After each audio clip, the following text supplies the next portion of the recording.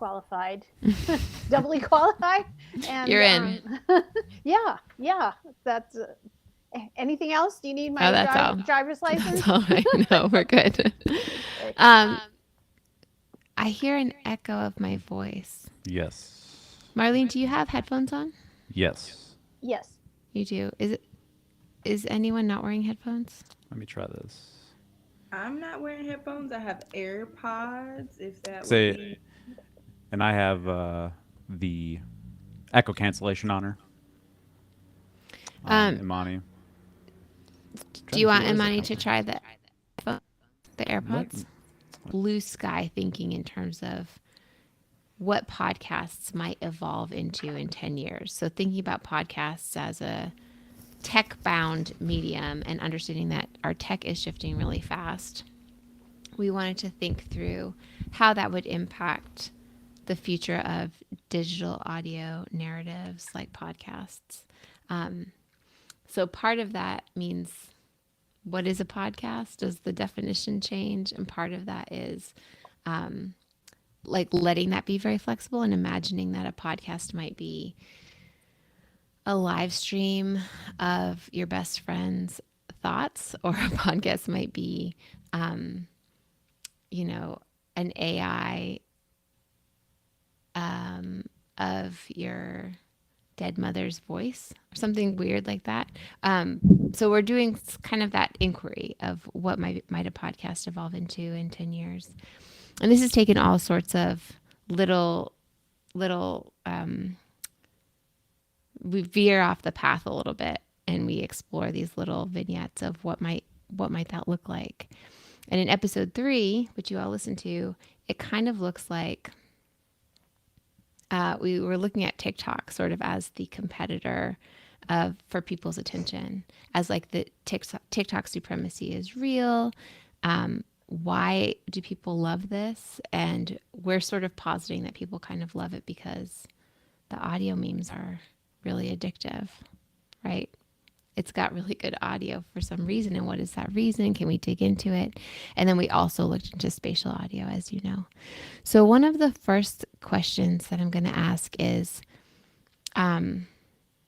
were there any ideas that you encountered in this show that kind of made you say like, oh, I never thought of that before, or oh, that's really interesting, or oh, I don't think that's true. I mean, any sort of things that bubbled up for you with regard to like relating to the content that we put out.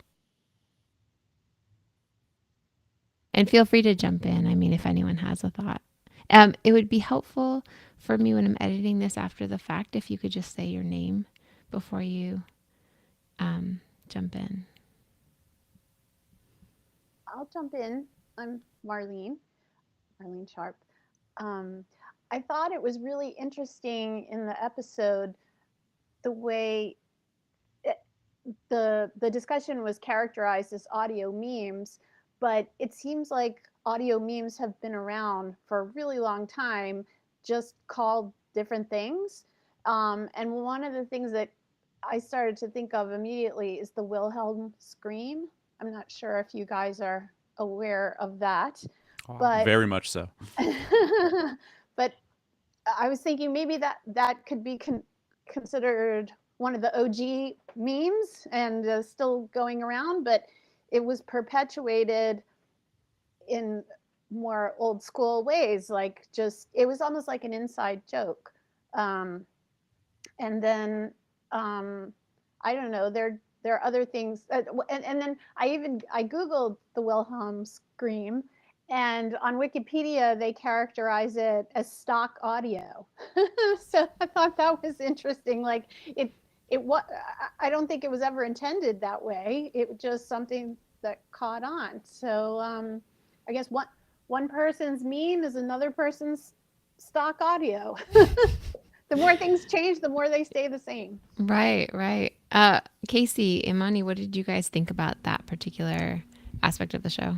Sure. So I'm Casey Willis. And to piggyback on what Marlene said about the audio memes feeling like an inside joke of sorts, I think that sort of communal aspect of people all over the world, people who are able to have access to the same content and use it for their individual purposes, their own videos, their own content, and to be able to share that with people from all over the world. It kind of goes from like just an inside joke to almost a collaborative creative experience where people are able to use the same tools but to use it in a very individualized fashion.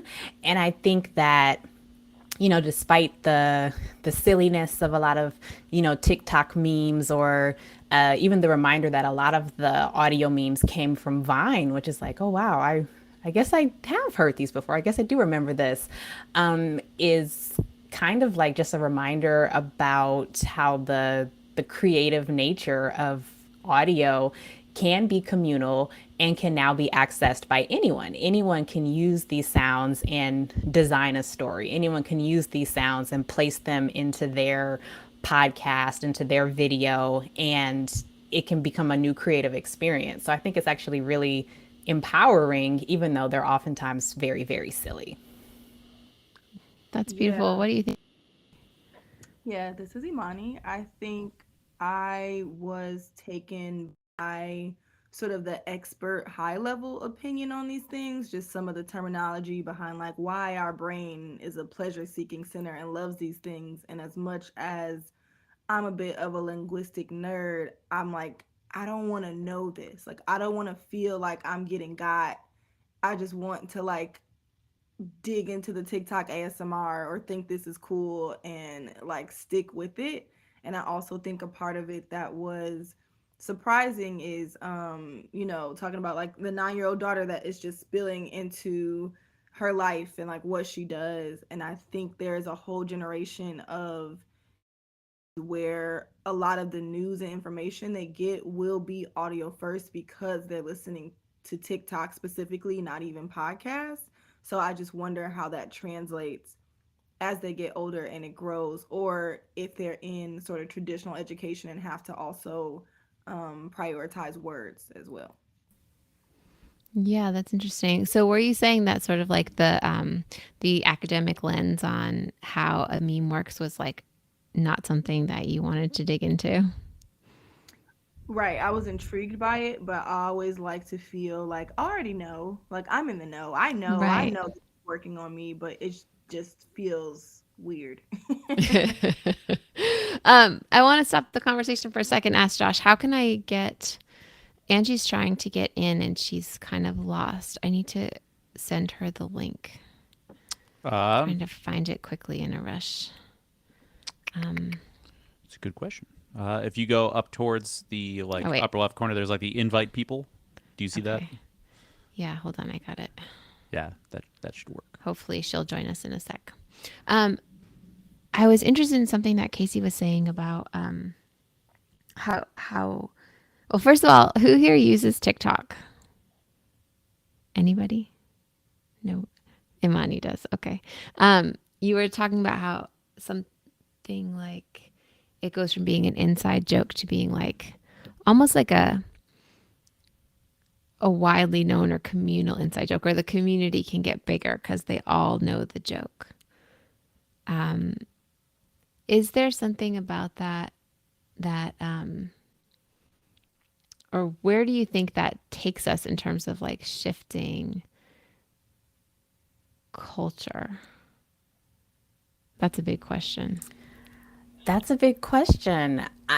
I think even, you know, the old time radio, not old time radio, but like traditional modern radio, having people, you know, call in, leave your opinion on this topic, or call in and let us know, you know, what you think about this show. I think there's always just been this inclination for people to feel like they're a part of an existing piece of media or an existing platform. And again, even though it, you know, a lot of times when we think TikTok, we think, you know, the young people and they're just dancing and being silly. I think there is really something powerful about tapping into the collective creative nature of people. I think being creative, even if people don't consider themselves artists or media professionals in like a, you know, official sense, is something clearly that a lot of people enjoy doing. And so I think, yeah, just having these tools, allowing people to express themselves creatively, to get eyes and ears on their work, where before, it would be pretty difficult to get mass audiences on these things. I think audio memes are definitely a part of shifting our creative culture. Yeah, awesome. So Angie, hi, welcome. I made it. You made it. I'm glad. So Angie, I'm here with Casey, Imani, Marlene, and our audio engineer Josh. And we were just talking about. Well, first of all, do you use TikTok at all? Are Yeah, you a yeah. TikToker? You are. Okay. I have young adult children, so I need to keep up with them. Right. We were just talking about the fact that on TikTok, audio memes are kind of especially yummy because, in part, because this is my second question. They can do. There's not as restrictive a proprietary hold on the sounds that people use in terms of like there's a big audio catalog that you can choose from of published music, but outside of that too, people are repurposing each other's memes really quickly. So like something that like they're going to know, they're not going to know, that can be like repurposed and repurposed and repurposed in so many different contexts without like having to write Chris Gleason for permission. So I'm curious what you think about TikTok as as a very alive place, because it has that sort of leeway to use and mix audio. Me personally? Yeah, do you have thoughts on that? Well, one of the memes I was really into was the cranberry juice guy because Ocean Spray is based here in Boston, well, in Massachusetts, and it was really cool that later a ride, so did he Wait, you have to be on tell his me about this because skateboard? some like, did you see the cranberry juice guy? And I haven't seen it. So Yeah, we what were just talking about happened? that. Yeah. Yeah, Was so it you, there's this Josh? Yeah, I guy have who, no idea. to But get to work, he actually skateboarded because he didn't have transportation. And he's out in California, so the bus systems is not all that great. And he was doing a song. I forgot the song, but like you said, it was totally proprietary in other contexts. But because he was on TikTok, he did it, and he had this huge bottle of cranberry juice as he was singing along and drinking and riding the skateboard. So Ocean Spray, it finally got to the CEO, and Ocean Spray bought him a truck. So, like 6 figures for all that publicity they got. And part of it was, yeah, the song too. It drew you in as well. So it Yeah, was all because the three things combining as once. yeah, it was a Fleetwood Mac song, and I'm Okay. trying to remember which one it is now because I think they also contributed something to that whole thing too. Yeah, because it's like doing like a selfie video on the skateboard as he's drinking it and As he's going to riding work. to work. Yeah. Yeah, oh And it made wow. everybody kind of bouncy and happy for a while, given the the space we live in. And so that, you know, I'm, I actually asked my kid, it's like, how was he able to do that? And they're like, oh, they have this list and he picked a song and, and I said, why? Oh, because my older daughter, she's in film production. So she Mm. knows all about this stuff. And so I said, how did they get away with it? And it's like, no, people really want them to because their song gets legs again, So it's not just the Ocean Spray people who get stuff, it's also the song. So yeah, it was a really good piece. And of course, he didn't do it. The other thing is, I think that, because listening to your podcast, I think there's an innocence about TikTok, um, because you don't have all those rules to get something on it. It's like the corn one was also really popular, and it's Yeah, just a kid talking about corn, and we were because so into he had corn. no teeth, it comes out different. Yeah, no, I agree, and I like that sort of that this is a space for play and there aren't as many rules. And I agree with what you're saying, Angie. I think that I've seen, since this episode has come out, I've seen more and more creators or musicians being like, it would mean so much to us if you would just use our song in your reels or use our song on your TikTok. It would really help us out, to get some traction because we're starting out and blah, blah, blah. So I can kind of see that this is something that musicians want to have happen. To revivify their music. And it's just so weird that that's now become just part of the music industry's approach or a band's approach to try to get traction. Is, before it's like, I'm going to give away mixtapes or free copies, or you're going to buy my album. Now it's, can you use me in a video on your phone of you, walking your dog or in a picnic or something like that. Yeah, it's a new way to market your music. So we have the TikTok memes. One thing that I was also thinking about that I don't think I nailed in this episode. You can tell me also, we're going to get to the parts where you say, like, you really did not make your point very clearly. I'm very open to hearing that. Wait, 'cause I have a couple of them. Yeah, I'm sure. I'm sure. One of the things I don't think I nailed was about the idea that a meme is outside of TikTok is like, something that we can identify from elsewhere. So like the idea of guess what chicken butt, or the idea of how Neely, our sort of like resident expert on pop culture, broke down the they're going to know, they're not going to know meme. And she could say this music is from this reality TV moment where these two people are about to fight, right? And when we hear that, we know it evokes an emotional reaction in us, and we know how we're meant to feel. I was thinking about how there are so many moments in podcasts that are already memes in terms of like the structure of how a podcast works. Like a theme song is kind of a meme, or like the intro kind of functions that way. Or you can borrow like little bits of pop culture. I think Neely mentioned like the applause of a live audience. It could be like memeified and used, and the audience would then be recalling that. So how we do sound design pulls on this concept of using memes, but I don't think we even notice that that's what we're doing. Or do you? I guess this question's for Casey and Josh and other people who do mixing. I think there is so much, sort of to Imani's point earlier, so much psychology and acoustical psychology that goes behind a lot of what sound design is.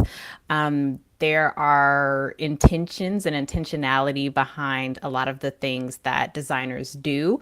As you said, Kate, if we want someone to feel sad or feel scared or know that the monster is coming or know that the killer is around the corner, there are sonic things that we can do to make the audience, even without thinking consciously, know like, okay, something's about to happen. Something's definitely going on here. And I think some of the familiarity with memes or audio memes and knowing like, oh, I've heard this before, or this is a thing that even in podcasting, oh, this makes sense, or this is the music they play before they go to break, or this is the music they play before they transition. So much of it comes from, again, sort of classic radio. You hear the radio chimes and, oh, the news is going to start, or you hear the horns, oh, they're going to go to traffic. They're just things that like psychologically are acoustically tied to, I don't know, just like certain sounds and the ways that we have come to expect certain things to occur in various sonic forms. That last part was cray, but yeah.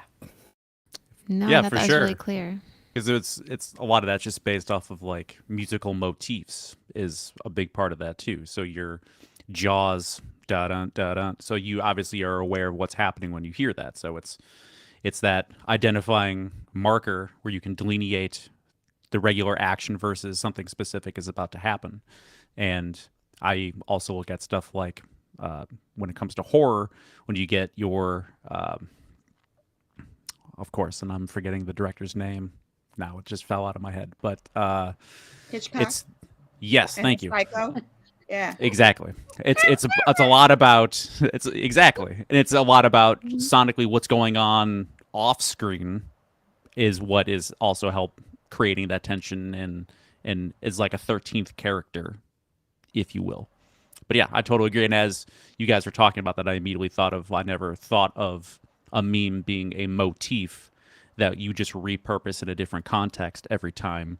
But because people may be familiar with that meme in one context when they see or hear it in another, it's like, oh, I didn't realize you could repurpose it and use it for this particular approach. So that's pretty cool. That's kind of what like a sound effects library or uh, a music library is. It's just full of tropes and cliches and things that help us tell stories, but rec- they're recognizable, even Yeah. though they might not be. The sound of footsteps might not be made by actual footsteps, but it's what people call to mind when they hear the certain sounds. Yeah, I have the Hanna-Barbera sound effects library, Oh, and I want to use them all the time, but I know I can't because I don't want to get sued. But exactly, you specifically know you could hear that and think exactly that's from the Flintstones or one of those other types of shows. yeah, and same with like catchphrases, like character catchphrases, or just like so many aspects of storytelling involves tropes. Like if you think of just like romantic comedies and the meet Mm. cute and the formulas, I guess our brains like that, and my dog agrees. So Perfect. as long as she agrees, we're fine. Producer credit for the dog. Yeah. Yeah. So Angie and Amani, when you guys are making shows, do you um, does this relate to editorial choices that you might make as you're Yeah, pulling well, one something of the together? things when Marlene says, it's about music choices, it's also just in commercials. That's where I started.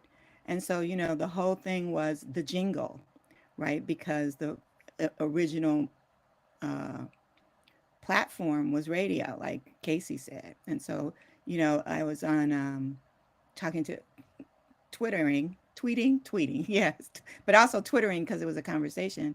And, my mother was a young mother and she really didn't know quote unquote lullabies.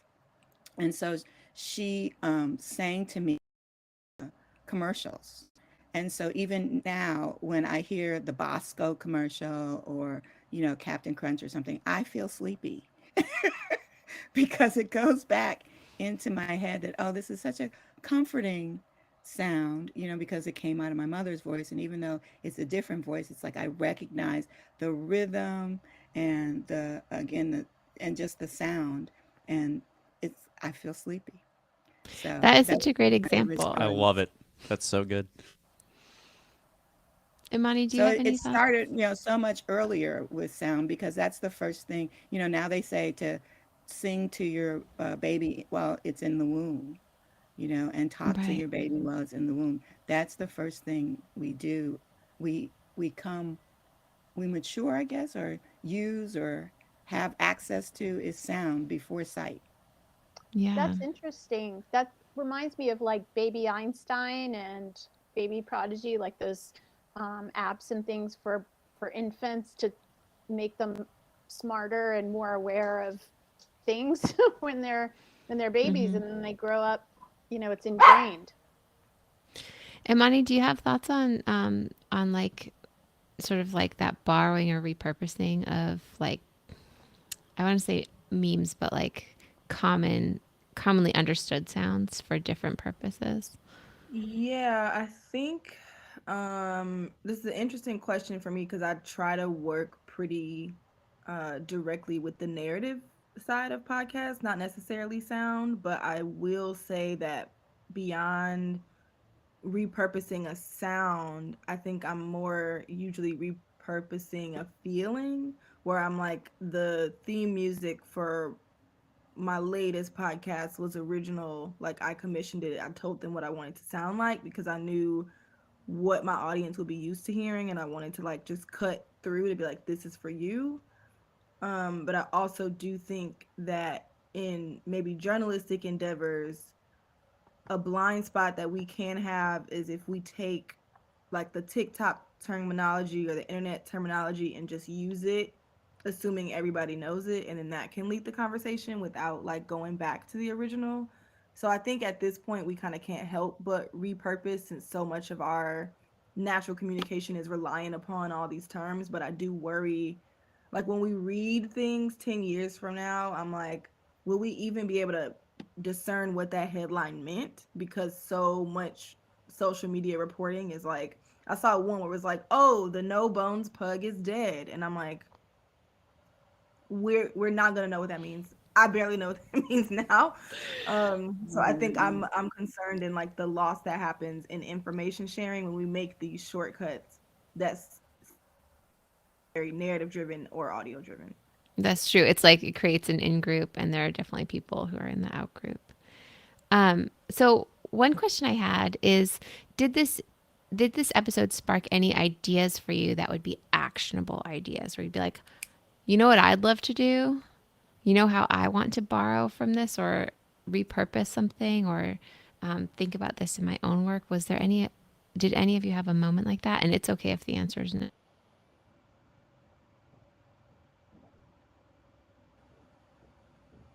Maybe the answer is no. I can go. I think I clearly draw a really strict line between audio and like written form, since I write.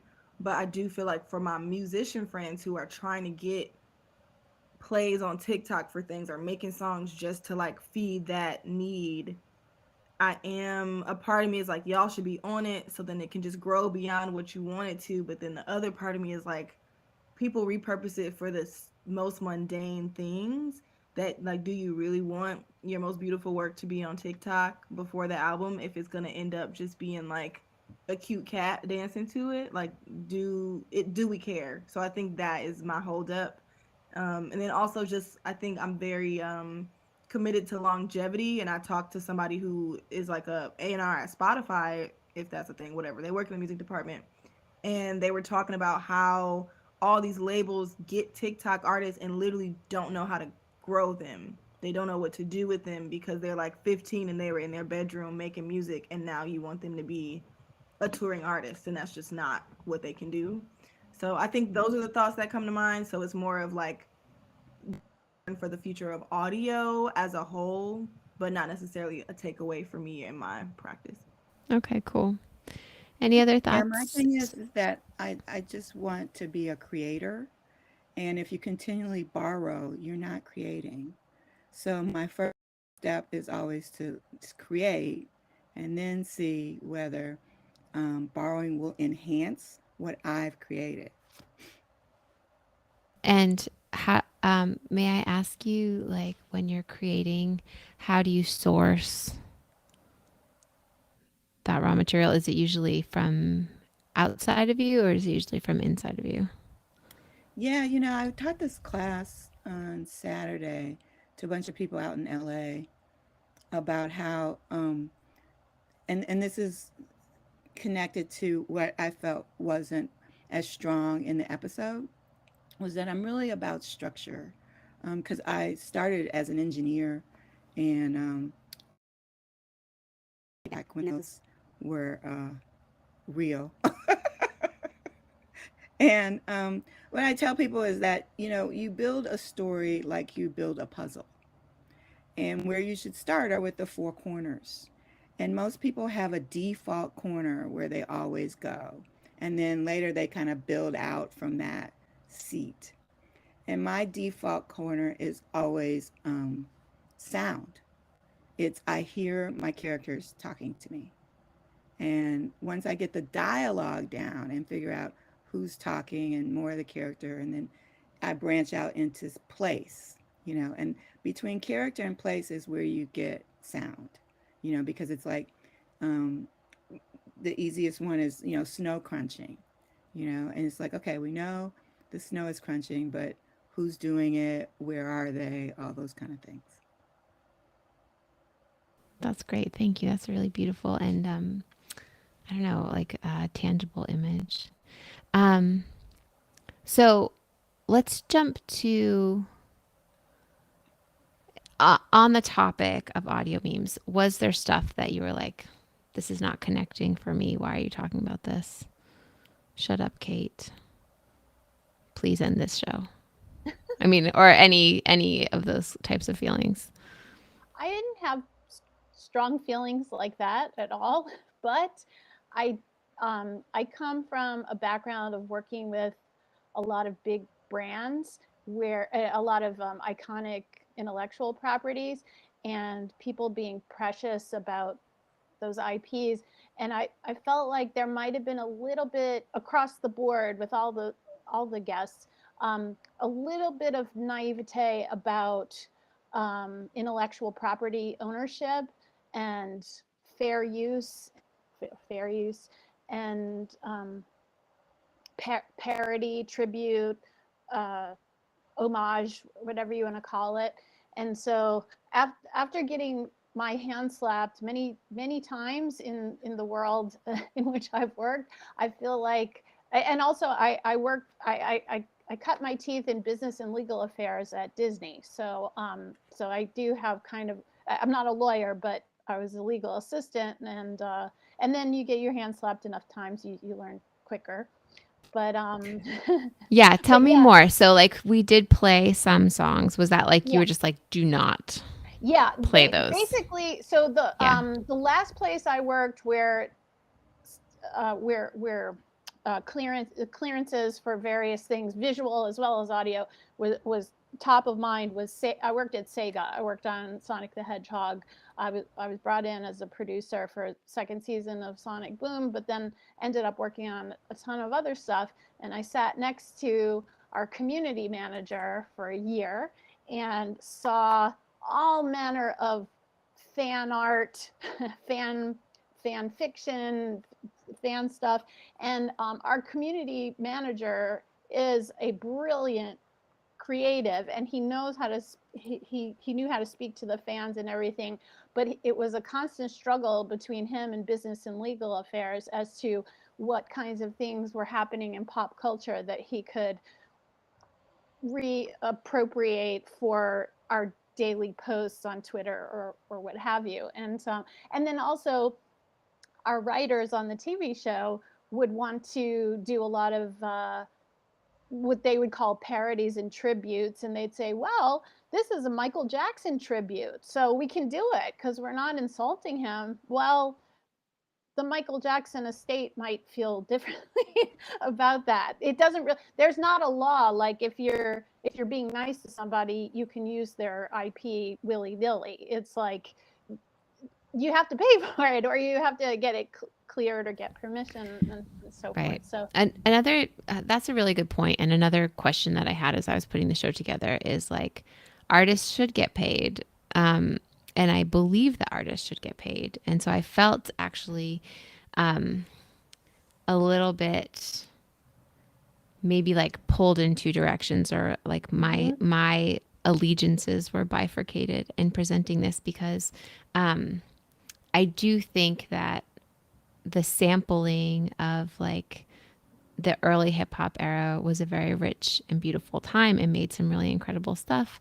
And we all love that stuff. And like, and yet, and the fact that that's no longer allowed means we have these interpolations that I'm hearing more and more on the radio after Charlie Harding mentioned them to me.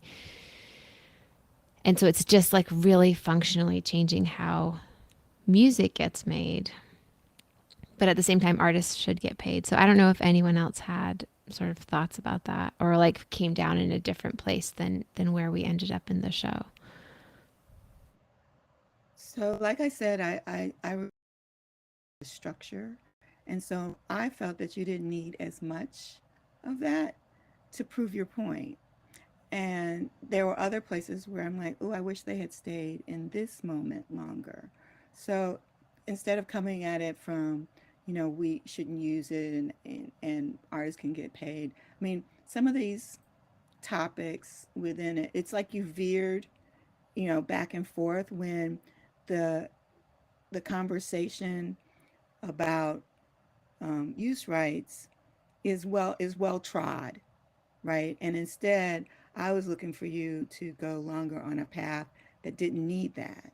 Some of the things like you brought up, and I'm sorry, I had a list, but I can't find it. Oh, that's okay. I would be curious what you hoped that we would achieve.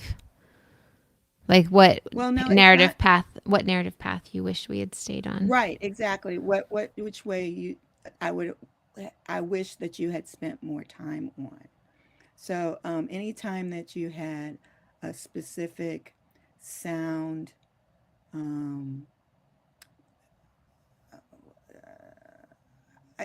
I should say inside word, you know, it's like, well, take time to explain that so that, because I was thinking, I was like, oh, they've been on, this is the third season. So they kind of have um, set a tone, set a style. But if they're looking for somebody who comes new, it's like you have to redo that each episode. And that wasn't there. Or it was, too little. Right. It's like it was like a little off balance when it came to the structure, and instead you spent a whole lot of time on the youth stuff. And I'm like, Mm-hmm. yeah, but that comes in papers, other sources Yeah. hit that time. And instead, I feel like you guys are trying to do something different. And that part wasn't different and it went on too long, you know? Yeah. And No, so that's a good add that to the critique. risk of, being sued or not paying people. It's like I wish they had just spent more time on other things because Mm-hmm. it's a great topic for discussion, Mm-hmm. but you don't need to rehash the Mm-hmm. things that people are already discussing. I go, and this is me, I go to podcasts for new stuff that I can't get anywhere else. Mm-hmm. That's good. That's really useful. And I also think what I hear in your critique, and you can tell me if I'm wrong, is that because podcasts are an audio medium or they're a sound based medium, they should be doing something with sound that you need the sound to do. That's different from like reading a legal case or reading something that could be text based, which I think is a really interesting way to think about podcasts. And I feel like my brain is just taking that information in right now. So thank you. Yeah, and it's the topics. It's not um that's the thing is that audio has access to certain topics that they can do really, really well. So stick Mm-hmm. to those instead of the ones that other people can do in other formats. Mm-hmm. And Well, that's a like, good point, Angie, because we had a critique about looking at each episode kind of in the music context of singles versus album. I think we were in the idea that we were trying to build the album from these episodes rather than having them as a monolith, quote unquote, a single. So each one could stand on its own as a microcosm of sorts. And then as a sum of the parts, you would put them together to have the overall series. Yep, that's structure. Yep. So we're moving more in that direction. Marlene, Good. did you have something to share? I was just gonna say, it sounds like it it sounds like everybody, or it sounds like that what you did was resonating with people, but maybe just more concrete examples of what you're, rather than lessons or theories, and maybe if you guys could create some original examples Oh, too, that's a fun like, idea. so like you guys are creating something that you're, something icon that could become iconic to you and your podcast. I love um that idea. yeah, That so, will be fun. We actually did have the idea of trying out like a labs. Just doing like yes, labs episodes where we're just like, why don't we try to make these kinds of sounds and these kinds of sounds? then you can Um, license them and make tons of money from your yes. own sound effects and music library. I love it. I'm in. So, before we run out of time, I do want to bring up the spatial audio portion of our conversation. Um, does anyone have any feedback that relates specifically to how we presented spatial audio? It could be positive, could be negative, could be like, oh, that made me think of this, or I want to try that. Or it could be like, I was confused, I had questions. I don't think I have any particular feedback on how you all presented spatial audio. I think that it's a thing we're all hearing so much about now. Spatial audio is the next frontier, and I think understandably for a lot of us in the industry who aren't necessarily working with it every day or creating content for it, it's kind of like this concept or this product that we're like, yeah, I guess. In some ways, for me, the concept of spatial audio as it pertains to podcasting reminds me a little bit of when like 3D TVs were supposed to be the big thing. It's like, oh, you think watching TV regular was great? No, wait till it's, 3D in your house. And I'm having, admittedly, some of those same vibes with podcasting. It's like you think listening in stereo was great. Wait till everything's in spatial. And so I think I'm trying to become more open to it as a creator. I haven't experienced a particular use case where I'm like, wow, if this wasn't in spatial audio, this would not have worked. This would not have been good. I wouldn't have been able to have the same experience. And I suppose I'm rooting for it. If this is where the industry is headed, I I don't know. I'm very neutral with enthusiasm for spatial at the moment, but I'm happy that people are continuing to discuss it. For sure. And even moving into it in the industry, like for me, I'm still relatively new. Like I'm still getting my feet wet with it. And even in an industry application, there's still not the full standards on things yet. It's still a bit of the Wild West. It's still a bit of the bleeding edge, which is cool. But at the same time, for me, I'm like, I want to know that the things that I'm doing are going to translate, so I don't need to remix it 15 times to make it work. Like that kind of idea. But I definitely see the pushback on Atmos for music. Most people are like, I don't really understand what we're going to be doing with this. But I definitely can understand where a lot of people are still hesitant. Like, is this the next Blu-ray situation? It's the greatest thing ever, and it doesn't go anywhere. But I think at least with the accessibility that you don't need to buy necessarily a bunch of extra stuff to be able to work with it, I think that's kind of that much bigger selling point in consideration. Yeah, that was one of the topics that they could have done a whole episode on this, and yet, you ran out of time, and it's like, well, cut some of the other stuff, and then we could spend more time on this because this is something that's a new-ish, and b you really, I love the discussion. People were, um, going back and forth. Like I like that as opposed to when Nellie was just talking or when you were just talking. That round table. And so I really like that better than what some of the other stuff was. And I knew that part of it was time. I'm sure that you cut a lot. Well, I'm sure. I bet money that you cut from that. And I'm like, no, that's the stuff that's really fresh, and makes it a new episode. So I'm glad you asked the question because that was when I remember that was one of the things. It's like, wow, they're getting into this new stuff, and then they have to end. Right. We spent too much time on copy. Yeah. Um, so one thing that I really liked about the conversation about spatial audio was the hint or the suggestion, and I don't know if it came through. I hope it did, that that this might be part of a bridge to a different medium that would be like interactive AR audio, right? AR audio that you might have in a pair of augmented reality glasses where you're the main character. And as you're going to the grocery store in your real life, you're also sort of like killing aliens in your video game life. Or it doesn't necessarily have to be a game, it could be like any kind of experience. But the idea of there being interactivity and maybe also like a shifting form or shifting media. Do you guys have any thoughts? I guess we're running out of time. So I do want to ask like any thoughts based on some of the information that we presented in episode 3 that made you excited about what might be coming down the pike that might shift what podcasts are away from what they are now into something new that you could imagine?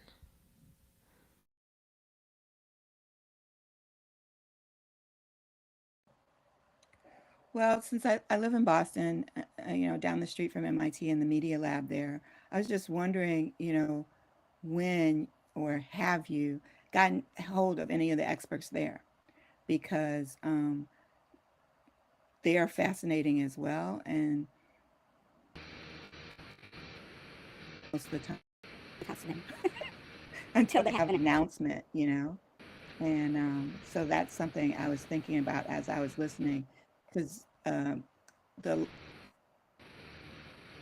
so full disclosure, I'm an MIT alum, number one, and number two, my daughter's there now, and then number three is they have MIT has opened up a new museum, and so it has some of the it has a whole floor on sound revolution, you know, so it's like something like where instead of just the three of you, then have the expert voice. That's what I was thinking for that. That's a great idea. I would love to check out that museum. Wait, is the museum open? Yeah, it's open. Yeah. Okay. Field trip. Let's go. I know. Let's take our mics. Because where are you all? I'm in New York and Josh is in Cleveland, but Yeah. my family's in Boston, so I could go up Yeah, you the should next go time up I'm up and see. there. I'm sure you'll get so many other ideas and then separate No, that's into really useful. different episodes. That's really useful. I think I'm also taking to heart the feedback that maybe like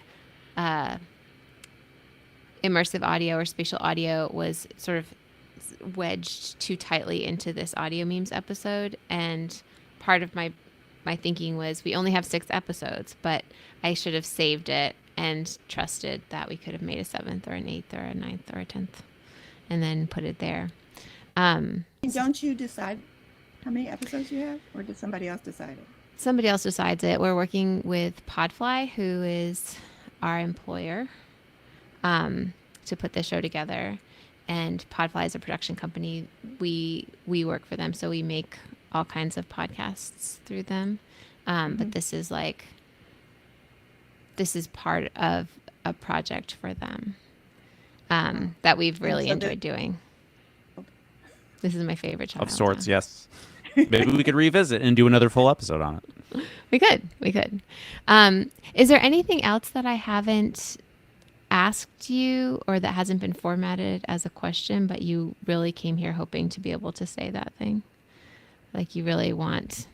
You can throw tomatoes at us if you want. You can throw tomatoes at us. You can also just be like, here's something that I'm thinking about a lot lately, or that's really important to me as a podcaster or sound designer or writer or maker. So in this episode, you had Nellie coming out, and she had the jelly stuff that was all over her and everything. So are you trying to be funny, or I mean, because I do have an idea. I know my connection's wonky, so I can't tell if y'all can hear me or not. Can you hear me, Imani? I can hear you. Yeah, can you hear me? Okay. I can. Okay. Angie, would you hold that thought, and we'll get Imani's. Sorry, I didn't hear that. I didn't hear. That's okay. Jump in, Imani, because I don't want to lose the chance to get that feedback. I just think generally that music listeners and podcast listeners, like there's definitely a overlapping Venn diagram to that, and I feel like music listeners are priding themselves on catching the smallest sound or the smallest ad lib, so like we're slowly training our ears to be a little bit sharper. And I also think listening audiences aren't so beholden to specific outlets or sponsors. They don't care where they have to go to get the thing as long as they get the thing. So I think that opens up a lot of space. And I think there's also going to be a whole level of audio work that we're not all going to hear because it's going to be so specific to a friend group, to a region, to a circle of creatives. And I kind of love that idea of you don't have to have an official radio show to do things with as radical as you can get with sound.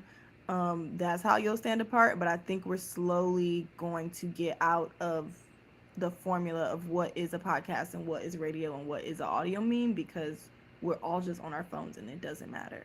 and a lot of people don't care unless it comes to like the money conversation. That is beautiful. I love that. I want that Well feature. said. Well Yeah. said.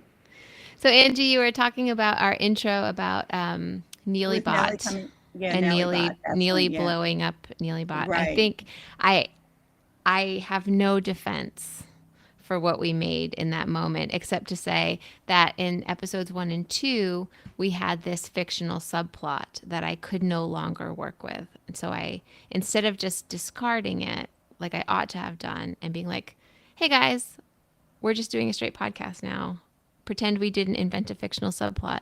I tried to kill I tried to kill the subplot for our listeners who might be have listened to 1 and 2. So I know that it was hard to Awkward. hear, awkward, didn't come across very well, and I Well, appreciate no, that that's what I feedback so mean too much. about structure is Yeah, that, the pieces weren't fitting for me, basically.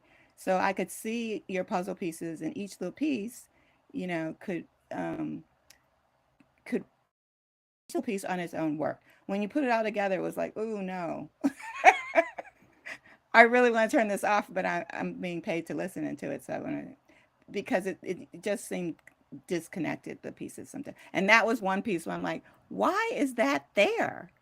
And just like the other ones, it's like, why are we doing so much on this? It just didn't fit for me. yeah, that is I well love the said. concept though. I don't want to be too harsh, but I thought that that's what you hired to do, is to critique. Mm-hmm. So I love the concept. I love the breadth of what you're covering. It was an interesting topic. It just, how you jumped from aspect to aspect wasn't smooth, and Mm-hmm. so what do they call it in film? A continuity error. Right. It needed more. It needed a little bit more revision, and it needed a little bit more polish on it. But this brings me back to one question that I've had that also sort of builds on Imani's point. When we started this show, we thought it could be anything. It doesn't have to be a podcast the way people are conventionally used to hearing a podcast. But taking away sort of those boundaries, we got into the weeds a little bit, um, and we didn't and we got feedback that it had to really sort of like hew much more closely to people's expectations for the form. So I guess a follow-up question to everyone would be like, how much as a listener do you rely on the conventions of the form to tell you what you're hearing? How willing are you to be in the land of play outside of those spaces? And how do you know what's happening in that space if you don't have those conventions?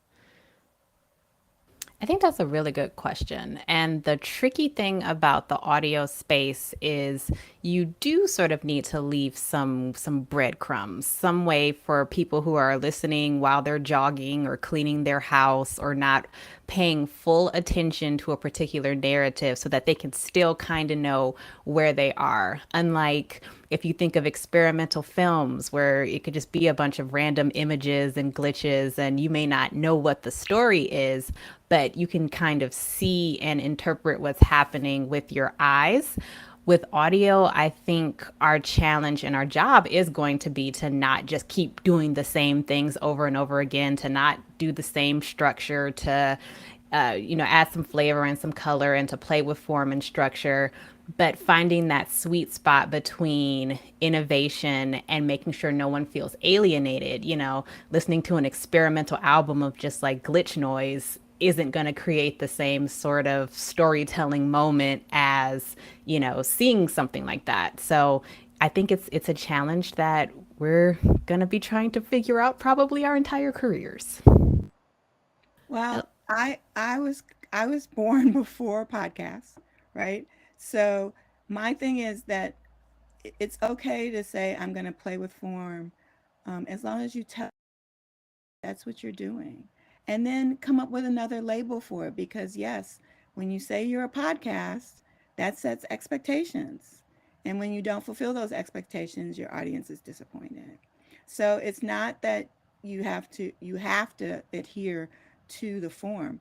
You do have to say, I'm not doing that, even though podcast is in my name and this is what I'm doing. Instead, take a listen. I think you'll like, because I think people, the good news is while you're jogging, while you're cleaning the house, while you're driving, you like to try new things. You just have to, have a setup. And like the Nelly bot, if I had known that, oh, you're playing around. I mean, it was funny, but it's like, is this typical? Because I was just coming to that for the first time. So yeah, you Right. have to do includes just like you do in writing. We have um, tropes, but if you go against the tropes, you spend a lot of time setting the reader up for that. Right. Right. Right. That makes a lot of sense. Um, Thank you so much, you guys. We're 1 minute over, but I